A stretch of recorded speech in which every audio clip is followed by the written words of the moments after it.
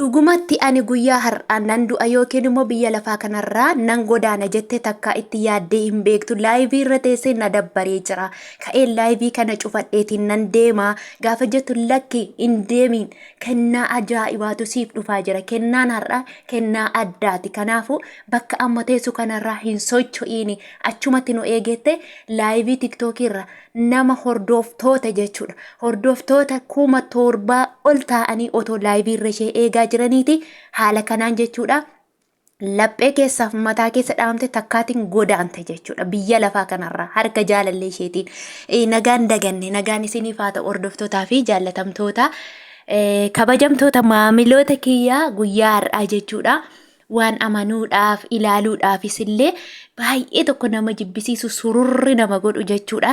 Hiriyyaa biyya lafaa kanarratti baafachuu akka nama jibbisiisu ani hiriyyaan qaba jedhee namni tokko biyya lafaa kanarratti dhaaddachuu otoo baatee hiriyyaan baafachuullee otoo baatee baay'ee namatti tola jechuudha. Namarraa adda baanii jiraachuun bageetaa bayyeesus har'a dubbachuun baay'ee na sodaachise jechuudha. Dhugaa dubbachuuf lammii keedhaawoo maaltu irraa si aarse maaltu si dubbachiise jechuu dandeessu jechuudha. Garuu kun hiriyyoota namoota warra nama nyaatan jechuudha. Warra hiriyyaa fakkaatee si nyaatu, warra nama si jaalatu, si wajjin guddate, si wajjin nyaate, si wajjin dhugee, si wajjin guddate jechuudha.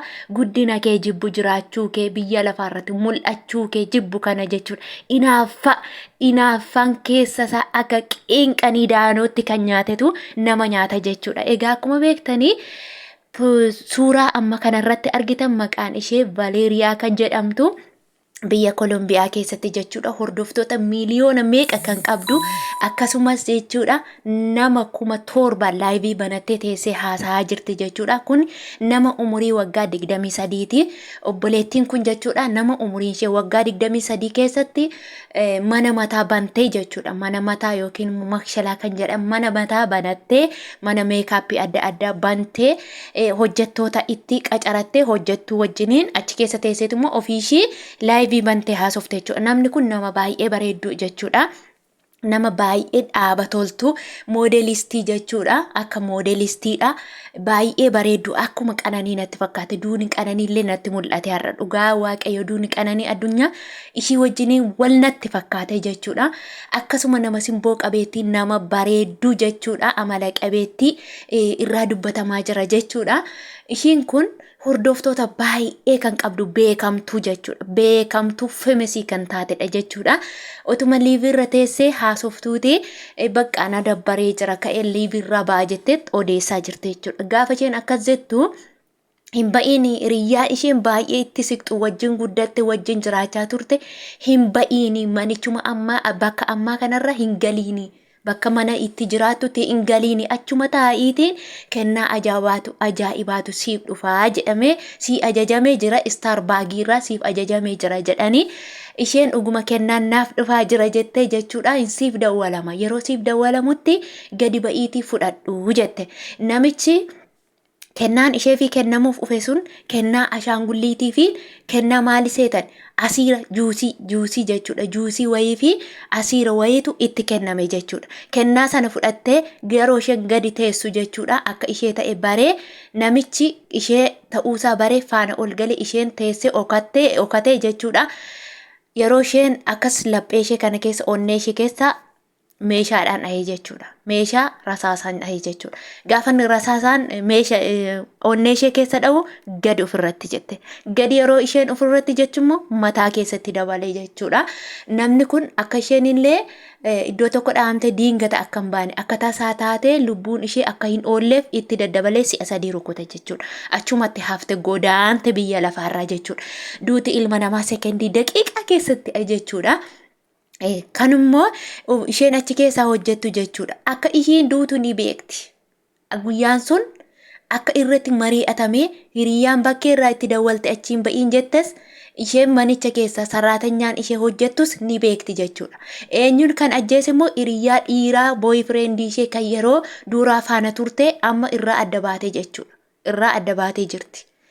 Inni isheen irraa adda baate inni suni nama bakkee irraa waa fiduu fi kennaa wayii fiduu fi fakkaatee ufee ajjeese jechuudha. Hiriyyaan ishee durii inni isheen irraa adda baate sun jechuudha.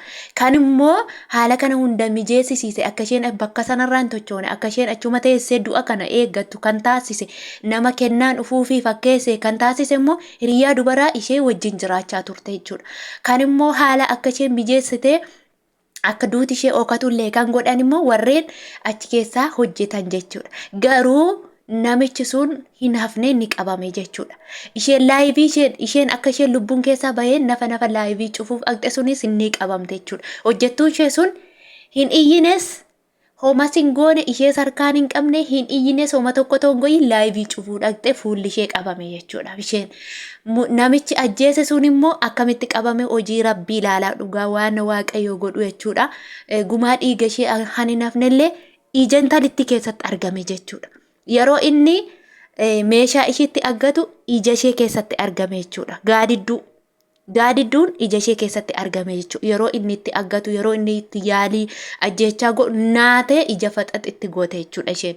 Yeroo akka du'a ishee ajjeesuuf ufe sana yeroo argitu naatee yeroo isheen ija babaastu ija ishee keessatti mul'ate jechuudha. Kaameraan guddifameet maayikirooskooppii isa jedhan kaameraatiin guddifameetiin namichi sunis ni qabame.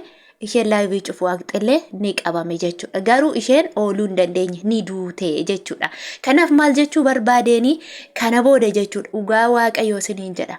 Abaluu faanan guddadhe, abaluu wajjiniin jira, abaluu du'ana oolcha jettanii hiriyyaa hin abdatina. Keessumaa hiriyyaa dubartii abadan hin abdatina.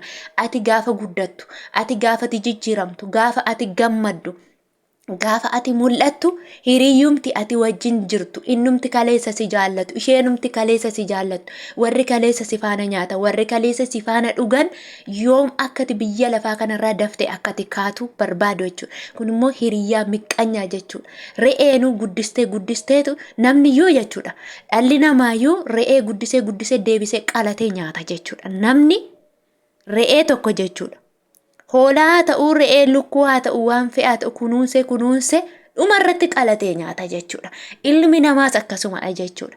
Yeroo baay'ee waggaa baay'ee bara baay'ee si baatee wajjin nyaattee wajjin dhugdee laayivii hedduu waliin dabarsite gaafa ati immoo guddattee gaafa ati isaan biraa ilaalcha argatte gaafa ati isaan biraa guddina argatte gaafa ati isaan biraa jaalatamte gaafa ati isaan biraa simboo argatte jechuudha. Haala kanaan si qalatu jechuudha. Ilmi namaa akkasitti nama qalata jechuudha. Kanaafuu ilma namaarraa of eeggadhaa dhugaa waaqayyooti. Guyyaan kun guyyaa du'a ishee haa ta'uyyuu malee guyyaa sababa ittiin duutuyyuu haa ta'u malee ilma namaarraa of eeggadhaa. Kana booda ati feemasiidha, ati nama gaariidha, ati jaalatamtuudha, ati beektuudha jedhee jechuudha. Nama kennaa tokko siniif ergu bakka sanarraan tocho'in ati achuma taa'e achumatti na eegi kennaa addaatu sii dhufa guyyaa har'aa yeroo siin jiru achi teesseen eegi dhugaa waaqayyo. Akkasumas nama waa tokko ashagee bakkeerraa siif ergu hin fudhatiin abaden namni si affeeru yoo barbaade faana ba'ii wajjin affeerame. Akkasumas kennaa wayii yoo sii kennuu barbaade yookaan qaamaan dhufe kennaa siif haa kennu.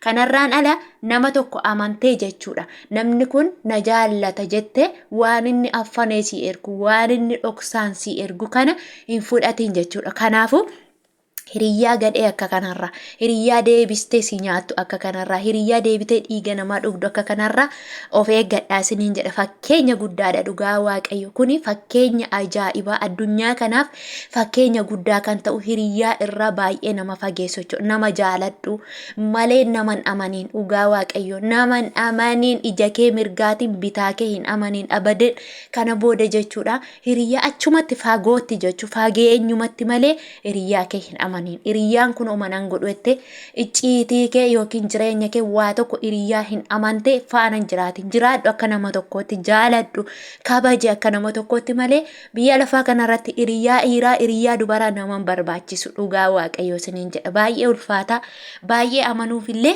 kan nama sodaachisu isiniin jedha. Of eeggadhaa. Of eeggachuu irratti waaqayyo namaa eegu garuu hiriyyaa gantuu akka kanarraa waaqayyo namaa eegu.